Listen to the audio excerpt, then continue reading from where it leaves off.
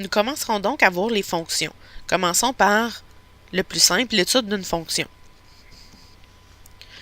Avant de commencer, j'aimerais porter votre attention sur la notation, la différence entre des accolades et des crochets. Pour faire une énumération, exemple, si je te demande de donner tous les nombres pairs entiers entre 1 et 9, tu vas vouloir me dire que c'est 2, 4, 6 et 8. Donc, puisque tu ne veux pas me dire 3, 5 et 7, tu vas me faire une énumération. Donc, tu vas m'énumérer entre accolades 2, 4, 6, 8. Les crochets, on les utilise pour donner un intervalle. Donc, si je te demande de me dire tous les chiffres qui existent entre 55 et 72. On veut 55.0001 et on veut 68.4 et on veut 71.9. Donc, on veut donner tous les chiffres possibles. Nous allons donc utiliser les crochets pour dire de 55 à 72. Commençons maintenant l'étude d'une fonction. Commençons par le domaine et le codomaine. Le domaine, c'est l'ensemble des valeurs que peut prendre la variable x.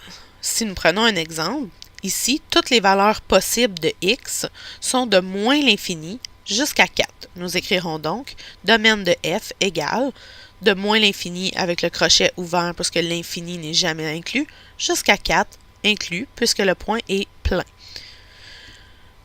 Pour le codomaine, on appelle aussi le codomaine l'image. Même principe, mais avec les y. Donc, si nous prenons notre même exemple, notre fonction commence à moins l'infini et va jusqu'à 1. Nous écrirons donc codomaine de f égale moins l'infini à 1. La variation d'une fonction, on parle de croissance, décroissance et de constance. La croissance d'une fonction, c'est lorsque la variable dépendante et indépendante varient dans le même sens. Donc, positif, positif ou négatif, négatif. Quand on disait plus, plus, moins, moins, quand on traçait notre graphique, c'est le même principe. Une fonction décroissante variera dans le sens contraire, soit positif, négatif, donc on monte et on recule, ou on descend et on avance. Et pour la fonction constante, c'est lorsqu'il y a une variation de la variable indépendante et qu'il n'y a aucune variation pour la variable dépendante. Donc, c'est un plat graphiquement. Si nous prenons un graphique pour faire un exemple, commençons par la partie qui est croissante, soit la partie en bleu. On voit que lorsque les x augmentent, les y augmentent. On dira donc que la fonction est croissante de 0 à 3. Faites attention, ici, elle n'est pas croissante de moins 5 à 4, puisque moins 5 à 4 couvre pratiquement l'entièreté de notre graphique. Il faut donner nos réponses en x. La fonction est décroissante, soit la partie en rouge, de moins 11 à moins 5, union de 3 à plus l'infini. Oui, la fonction continue vers le bas. Par contre, puisque nous donnons nos réponses en x, nous nous dirigeons vers la droite. Il s'agit bien de plus l'infini. Et la fonction est constante. Graphiquement, c'est notre plat en mauve qui va de moins 5 à 0. Pour les extrémums, on parle d'un minimum et d'un maximum.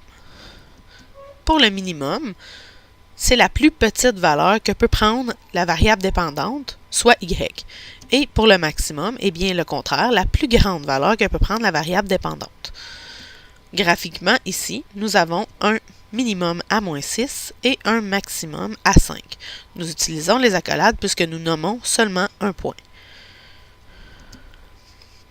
Pour le signe, la fonction peut être positive ou négative.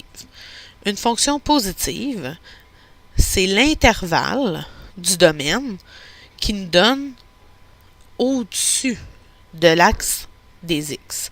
Et pour la fonction négative, c'est en dessous de l'axe des x. Donc, je dois regarder si je suis au-dessus ou en dessous. Donc, est-ce qu'en y c'est positif ou est-ce qu'en y c'est négatif? Mais je dois donner ma réponse en fonction du x. Donc, cette fonction est positive, soit la partie bleue, de moins 11 à moins 8, union de 1 à 5, et elle est négative de moins 8 à 1, union de 5 à plus l'infini. Finalement, pour les coordonnées à l'origine, soit l'abscisse à l'origine, que l'on nomme aussi 0, et ordonnée à l'origine, que l'on nomme aussi valeur initiale. L'abscisse à l'origine est chaque point d'intersection de la courbe avec l'axe des abscisses. On parle ici de la ou des valeurs de x lorsque la fonction est égale à 0. Donc, si nous prenons un exemple, nous avons ici tous les endroits où la courbe croise l'axe, soit à moins 10, à moins 4 et à 3. Ensuite, pour l'ordonnée à l'origine, on parle ici d'un seul et unique point pour une fonction, et il s'agit du point où la courbe croise l'axe des y, ce qui correspond à g de 0, donc quand x vaut 0, qu'on peut appeler aussi la valeur initiale. Dans notre courbe ici, la valeur initiale est de moins 3.